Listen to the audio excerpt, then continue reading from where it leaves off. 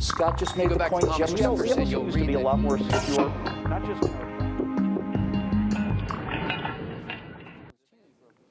Hi, everybody. I'm Bill Whittle, and this is part 2 of our 3-part trifecta on Obama's meltdown and its impact on the midterm elections, which are coming up in just a few days. So, in part 1, we talked about the president's decline from Messiah to Mashugana.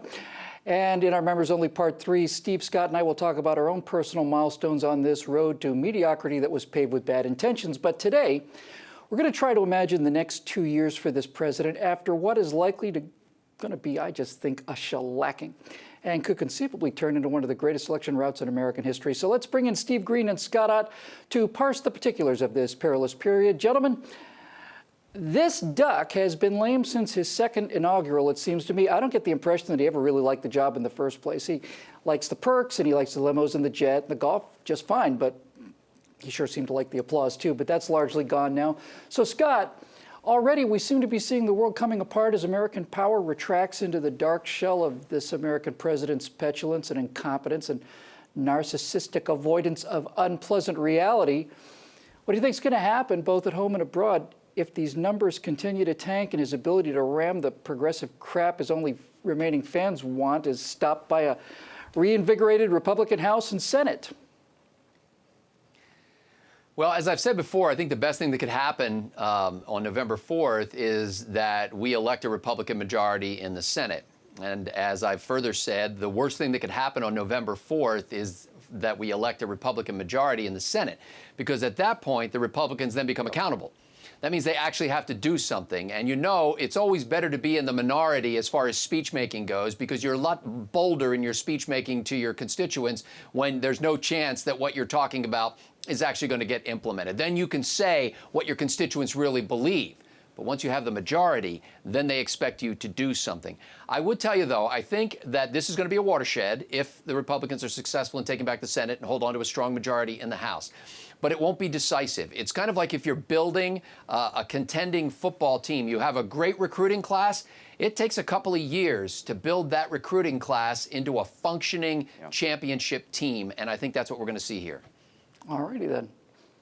Steve, you know, I'm actually genuinely concerned about this president's mental resiliency. He truly seems to be out of his depth in the face of these crises caused by the loss of American leadership.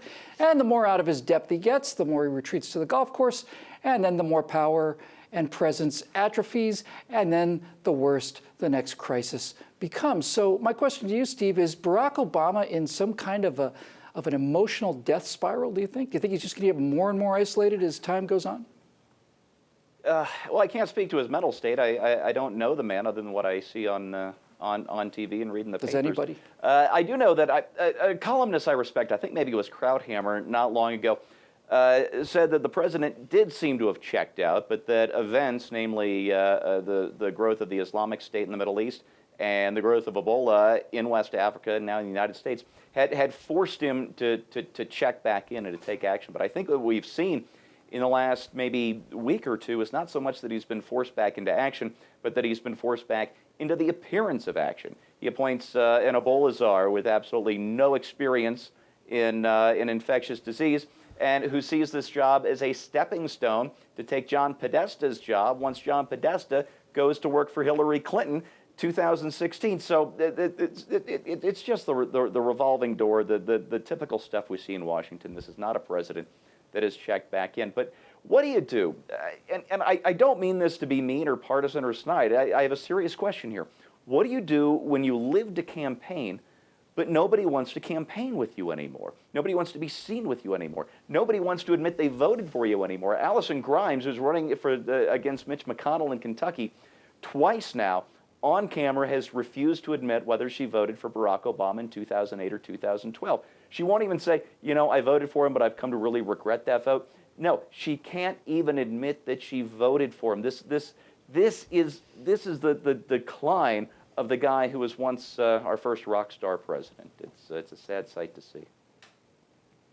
There are some shames that people just won't admit in public, Steve. And if you think people are saying, I was sick that day. You wait to see how it looks 2 years from now. Here's one thing I do know, though, that the shellacking that these Dems and especially the policies of this president are going to take will be used by this man to blame all of his many and manifest failures. I think That's starting to wear a little thin at this point. What really interests me is what will happen if, after 6 years, the Republican leadership finally comes around to the position it should have taken in year 2. Namely, the man is incompetent, he's a progressive with ruinous policies that have always failed, and he needs to be attacked personally and remorselessly. That interests me enough, actually, to be the subject of this week's Afterburner. Members can join us for Part 3, where Steve Scott and I will talk about our personal standout moments of shock and horror over the last 6 years. You can always join us by becoming a PJTV member by clicking the link right there on your screen. For PJTV, Steve Green and Scott Ott, I'm Bill Whittle.